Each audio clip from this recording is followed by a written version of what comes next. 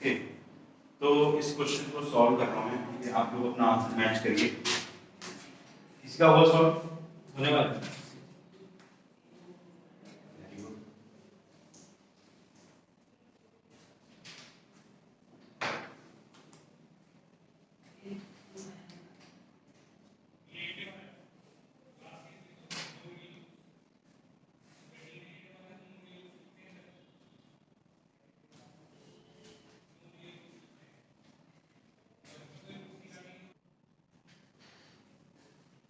सो हमें पोटेंशियल और चार्ज निकालना है 1.5 यानी कि इसका कैपेसिटर और 0.2 यानी कि इसका कैपेसिटर, राइट।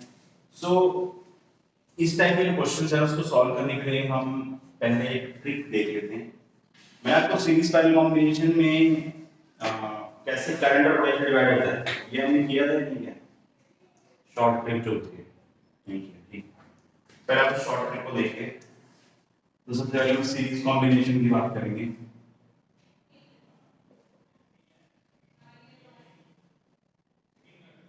तो अगर दो कैपेसिटर हैं आपके पास, इसका कैपेसिटेंस C1 इसका C2, इसका वोल्टेज V1 और इसका V2, ये हमें कैलकुलेट करना है ना, और बैटरी का वोल्टेज V है। तो अगर दो कैपेसिटर सीरीज कॉम्बिनेशन में, तो जो पोटेंशियल डिवाइड होगा उसका डायरेक्ट फॉर्मूला हम बता सकते हैं।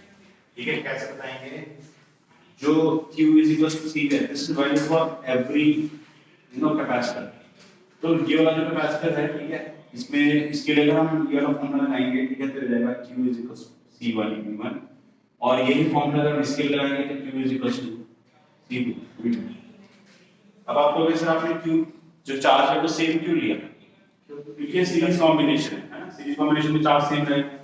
तो C1 V1 C2 V2, we can write V1 upon V2 is equals to C2 upon C2, ऐसा लिख सकते हैं हम। अब इसके बाद हम मैथमेटिकल ऑपरेशन करेंगे। ठीक है, क्या करेंगे? हम डिनोमिनेटर और न्यूमरेटर को ऐड करके हम नीचे लिख देंगे। बट मैथ्स का रूल है, जो काम आपने लेफ्ट साइड किया वही काम आपको राइट साइड भी करना पड़ेगा। तो C2 upon C1 plus C2 इधर V1 की वैल्यू हो जाएगी C2 upon C1 plus C2, और ये V1 plus V2 is nothing but it is V, है ना। इन दोनों का सम इसके बराबर होना चाहिए, है ना, क्योंकि बैटरी में ही उनको पोटेंशियल दिए। तो दिस इज द आंसर, ये हमारा V1 आ गया। सिमिलरली V2 जो है वो कितना हो जाएगा? बस उल्टा हो जाएगा। हाँ, 1 को एक्सचेंज हो जाएंगे। तो ये हमारा तो इसका मतलब है, अगर सीरीज कॉम्बिनेशन में आपको पता है कि दो कैपेसिटर के क्रॉस पोटेंशियल V है, तो आप डायरेक्ट V1 और V2 की वैल्यू बता सकते हो कि कितना कितना डिवाइड होगा। आपको ये सारी कैलकुलेशन बार बार करने की जरूरत नहीं है, आप ये फॉर्मूला अगर लिख दोगे तो डायरेक्ट आपको आंसर मिलेगा। ठीक है, तो this is the first trick for series combination. अब हम पैरेलल कॉम्बिनेशन की बात कर लेते हैं। जो पैरेलल कॉम्बिनेशन है उसमें कुछ इस तरीके से कैपेसिटर लगे होंगे C1 C2, और यहाँ पर हमें I करंट दे रखा है, सॉरी Q चार्ज दे रखा है। यही Q चार्ज यहाँ पर आएगा, Q2 हो जाएगा, इधर आएगा Q1 हो जाएगा। बट हमें पता नहीं है कि Q1 Q2 क्या है, बट इतना हमें पता है कि जो Q चार्ज है इसी से ये दोनों चार्ज बने हैं, तो इन दोनों का सम इसके बराबर होना चाहिए। ये समझ में आ रहा है? पैरेलल कॉम्बिनेशन में हमने लिखा था ये चीज कि भाई जो सम ऑफ चार्जेस है वो बैटरी के चार्ज के बराबर होता है। नाउ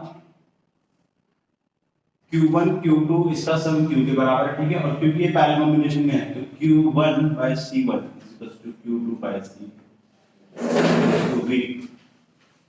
है ना, because they are in parallel. Parallel combination में पोटेंशियल बराबर होता है ना, तो मैंने पोटेंशियल दोनों बराबर कर दिया, Q1 by C1 is V, Q2 by C2 is V, दोनों को इक्वल कर दिया। Now Q1 by Q2 can also written as C1 by C2। ठीक है, तो सेम यही ऑपरेशन जो हमने यहाँ पर लगाया था वही करेंगे। यहाँ से Q1 की वैल्यू कितनी आ गई? C1 upon C1 plus C2 into ये जो Q1 प्लस Q2 है इसको आप Q लिख सकते हो।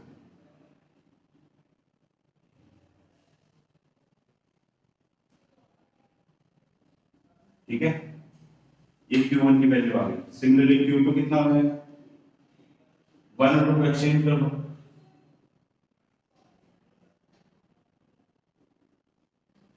तो ये हमारे पास Q1 और Q2 का डायरेक्ट फॉर्मूला है, यानी कि अगर आपको पता है कि बैटरी ने कितना चार्ज दिया और दो कैपेसिटर में पैरेलल में वो डिवाइड हो रहा है, तो आप डायरेक्ट इस फॉर्मूले से लिख सकते हैं, है ना। आपको ये सारी कैलकुलेशन करने की जरूरत नहीं है, you can write it like this. ठीक है, तो अब हम इसको ट्रिक को कैसे अप्लाई करेंगे वो देखेंगे। पहले आप इसको नोट डाउन करें, फिर हम देखेंगे।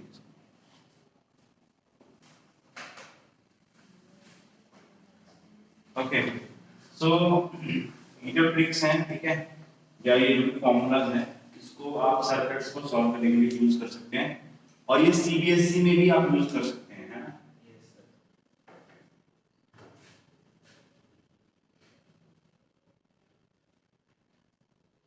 तो अब देखो इसको हम कैसे सॉल्व करते हैं।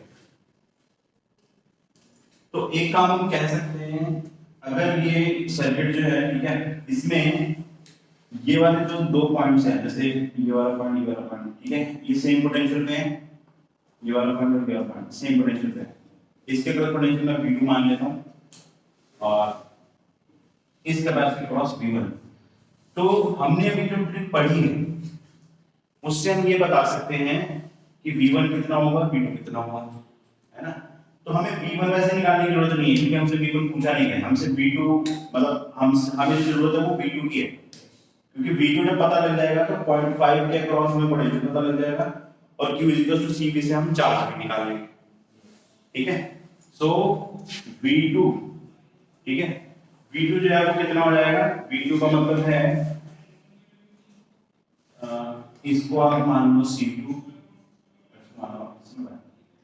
ठीक है, तो V2 हो जाएगा C1/C1 + C2 इनटू टोटल में कितना 100 वोल्ट, है ना। C1 हो जाएगा आपका 3.5, और ये 3.5 + 0.5 वोल्ट। आपके पास V2 आ गया, यानी कि 0.5 माइक्रोफैराड का पोटेंशियल आ चुका है। अब चार्ज निकालना है ना, इसमें से पास होने वाला चार्ज मान लो Q2, मान लो इसको, इधर वाला चार्ज Q1। तो Q2 जो है वो जाएगा, कैपेसिटेंस इसकी 0.5 है, और V2 हम निकाल चुके हैं यहाँ से। तो 0.5 माइक्रोफैराड जो है, ठीक है, इसके क्रॉस पोटेंशियल क्या चुका है, चार्ज गया, दोनों चीजें हमने कैलकुलेट कर, ठीक है। अब 1.5 के क्रॉस निकालना है, ठीक है, 1.5 के क्रॉस कैसे निकालेंगे, अगर आपको एक और हमें डेरिवेशन करनी होगी। हाँ यस, अब ये V2 आपको पता लग गया, ठीक है, इस V2 को आप फर्दर डिवाइड कर लो। गुरनूर इधर देखो, ये जो हमने V2 कैलकुलेट किया है, ठीक है, इससे हमें इसके क्रॉस पोटेंशियल पता लग गया, ठीक है। अब ये V2 फर्दर इन दोनों में डिवाइड होगा, तो वो भी हम निकाल सकते हैं। कैसे निकालेंगे, इसको हम V3 बोल देते हैं और इसको V4 बोल देते हैं, ठीक है। तो हमें किसके क्रॉस चाहिए, हमें 1.5 के क्रॉस चाहिए, तो V3, है ना, ये वाला पोटेंशियल मैं निकाल रहा हूं, ठीक है। तो ये हो जाएगा आपका 2.5 डिवाइड बाय 1.5 + 2.5। इसके बाद पोटेंशियल निकालना है तो मुझे न्यूमरेटर में दूसरा वाला रास्ता लिखना पड़ता है ना, फॉर्मूले में आप देख लेना, ठीक है। तो इसलिए ऊपर 2.5, नीचे दोनों का सम हो गया, और टोटल पोटेंशियल कितना है V2, जो कि हम निकाल चुके हैं, है ना, ये रहा नंबर आ गया।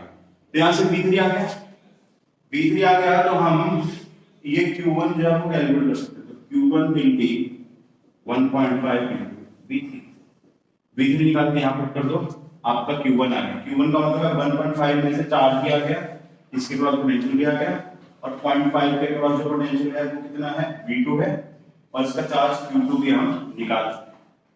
So everything is done. अब देखो ये क्वेश्चन कितना बड़ा है, अगर आप नॉर्मल तरीके से करोगे तो बहुत लंबा चला जाएगा, बट ये हमने 4-5 लाइन ही कर दिया। तो अगर हमें ट्रिक्स पता है तो we can solve it in a very short way, और ये आप सीबीएसई में भी कर सकते हो इन ट्रिक्स, है ना, नोट डाउन करिए।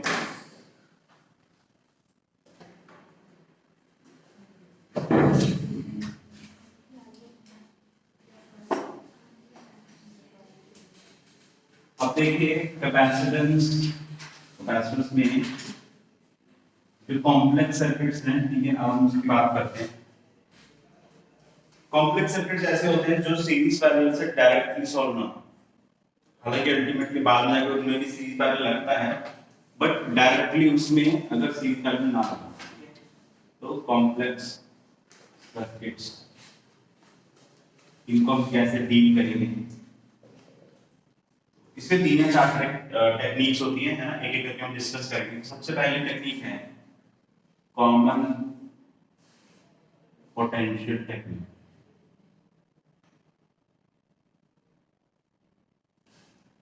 तो अगर मैं आपके सामने कुछ कैपेसिटर्स ड्रॉ करूं, गुरनूर जाओ, ले आओ, जा रहे हैं।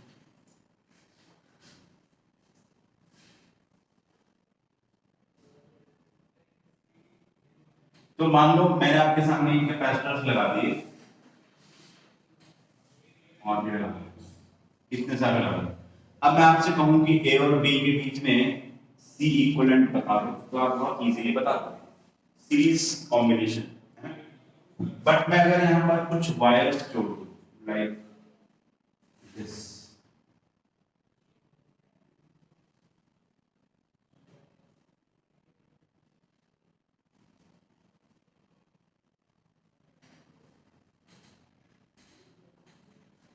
ऐसे का मैं वायर जोड़, ठीक है। तो अब ये जो सर्किट है इसमें कौन सीरीज में और कौन पैरेलल में, ये बताना और डिफिकल्ट है ना। तो अब हम कैसे इसका सी इक्विवेलेंट निकालेंगे, क्योंकि हमें पता ही नहीं कि कौन सा सीरीज में कौन सा पैरेलल है। और अगर गलत करोगे, ऐसे अंदाज से लगा दो तो गलत आएगी। तो हमें प्रॉपर तरीका बताना चाहिए, ठीक है।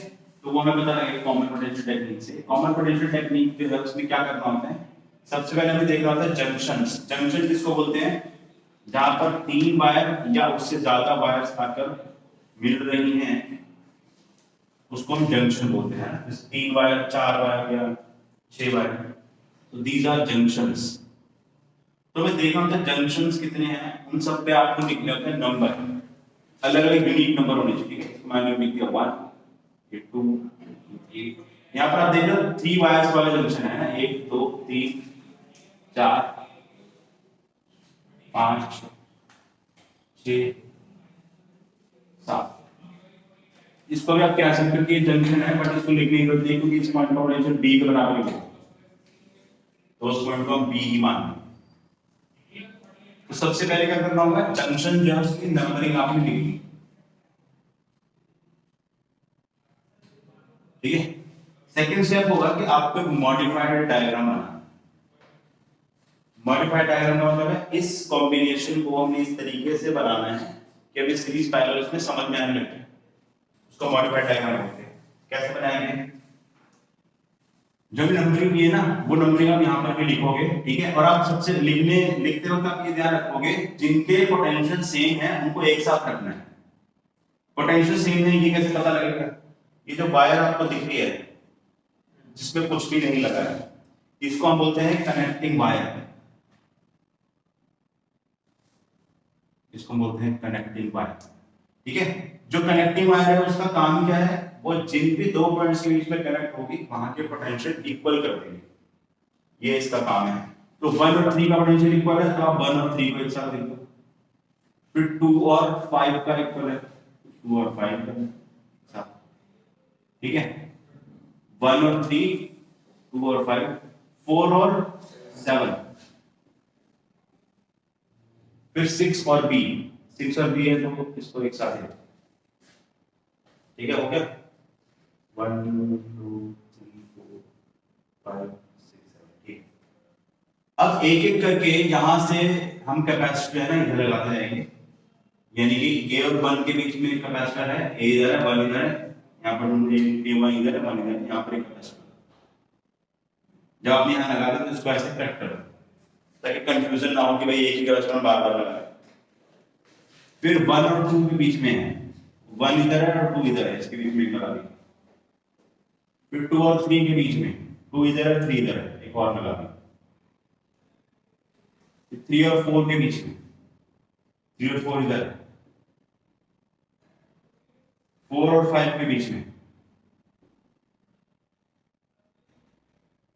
5 और 6 के बीच में, 5 इधर है, 6 इधर है, 6 और 7 के बीच में, 6 और 7 के बीच में, ठीक है।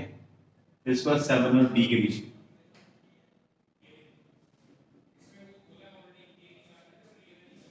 ठीक है। अभी आपको ये जो सर्किट है ये थोड़ा सा भी समझ में नहीं आ रहा होगा, ठीक है। ये अभी और इसको थोड़ा सा सिंपलीफाई करके करते हैं। ये ना मैंने जो सर्किट है ज्यादा कॉम्प्लेक्स बना दिया है ना, मुझे स्टार्ट करके इजी करना चाहिए, बट नो प्रॉब्लम, इसको भी हम इजीली कर सकते हैं। बस एक और बार मैं डायग्राम बना दूंगा, ए इधर लिख दिया, बी इधर लिख दिया, बी के साथ में 6 लिख दिया। तो जो पॉइंट्स हैं इनको ऐसे आप फैला के लिखोगे तो ज्यादा बेटर रहेगा, है ना। जैसे 1 3 इधर है, 1 3 इधर है, 2 5 इधर लिखते हैं, 2 5 इधर, 4 7 इधर लिखते हैं, 4 7, ठीक है। अब दोबारा से बना दो, इधर एक कैपेसिटर है ए और इसके बीच में, है ना, 1 3 और 2 5 इसके बीच में दो कैपेसिटर है ना, ये हम लगा चुके हैं, ये दो कैपेसिटर है ना, ये दो हम लगा चुके हैं। फिर 4 7 के बीच में है कैपेसिटर, और मतलब 4 7 और 2 5 इसके बीच में कैपेसिटर, ये वाला लगा देंगे। 1 3 और 4 7 ये लगा दिया, ठीक है। 4 7 और 6 B, 4 7 और 6 B दो कैपेसिटर लगेंगे, है ना। फिर 5 मतलब 2 5 और 6 B। अब आपको सीरीज पैरेलल थोड़ा सा समझ में आ रहा है, ठीक है। कैसे, ये दोनों पैरेलल में हैं, ठीक है। सभी कैपेसिटर जो है ना उसकी आप कैपेसिटेंस 1 मानना सबकी, ठीक है। तो ये दोनों पैरेलल में हैं, तो ये इन दोनों का मिला के जो सी इक्विवेलेंट है वो 2 हो जाएगा, ठीक है। और ये दोनों भी पैरेलल में हैं, ये 2 हो जाएगा, ठीक है। और 2 2 1 1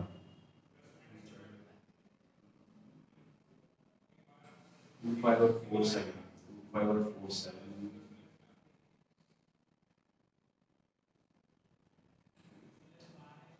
इसमें से आप एक कैपेसिटर हटा दो, कौन सा हटाओगे, ये वाला।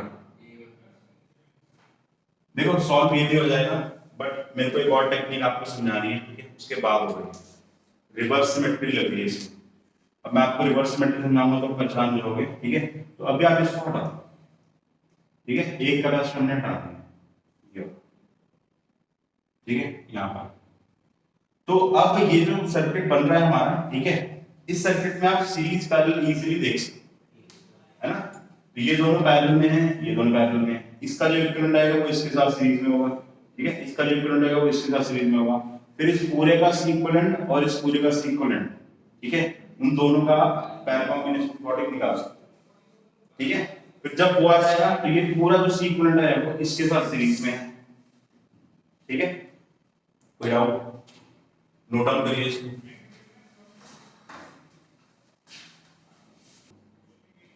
तो देखिए इस सर्किट को हमने थोड़ा सा मॉडिफाई किया है, यहाँ पे 4 और 5 के बीच में जो कैपेसिटर्स को हमने हटाया है और ये कनेक्टिंग वायर डायरेक्ट जोड़ दिए। कनेक्टिंग वायर जोड़ने से क्या होता है, दोनों पॉइंट का पोटेंशियल सेम हो जाता है, तो 4 और 5 का पोटेंशियल सेम हो गया। तो इसका मतलब ये जो डायग्राम है इसमें भी हमें चेंज करना पड़ेगा, ये जो 4 7 और 2 5 है इनका भी पोटेंशियल इक्वल हो गया, ठीक है। तो इसको हमने कनेक्टिंग वायर जोड़ दिया।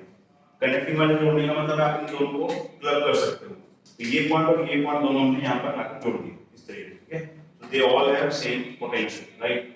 तो इसके बाद आप इजीली सीरीज पैरेलल कॉम्बिनेशन से इसको सॉल्व कर सकते हो, ठीक है। इसके बाद इसी टेक्निक को यूज करके अब आप मुझे क्वेश्चन सॉल्व करके दिखाएंगे, और ये जो टेक्निक है ये आगे करंट इलेक्ट्रिसिटी चैप्टर जो है उसमें भी यूज होगी, है ना। मतलब ये जो कॉम्प्लेक्स सर्किट्स की सारे हम ट्रिक्स सीखेंगे वो सारे ट्रिक्स करंट इलेक्ट्रिसिटी में भी यूज होंगे, है ना। तो अच्छे से समझना है, अच्छे समझना है, क्योंकि अगर यहाँ पर वो खराब होगा तो फिर बाकी करंट इलेक्ट्रिसिटी में भी खराब होगा, है ना। You have to understand it well. So एक कैपेसिटर इस तरीके से लगा हुआ है,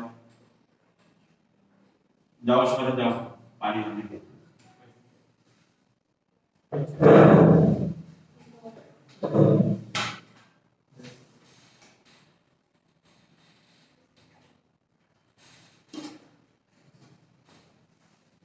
Each capacitor has capacitance 1 microfarad. ठीक है, find C equivalent between A B.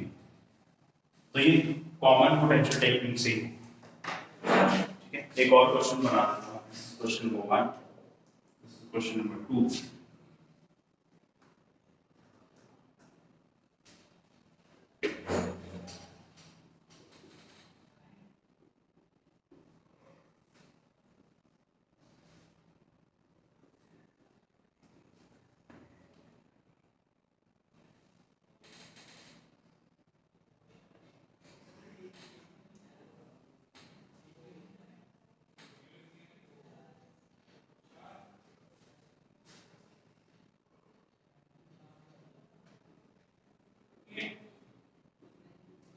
Find C equivalent in A.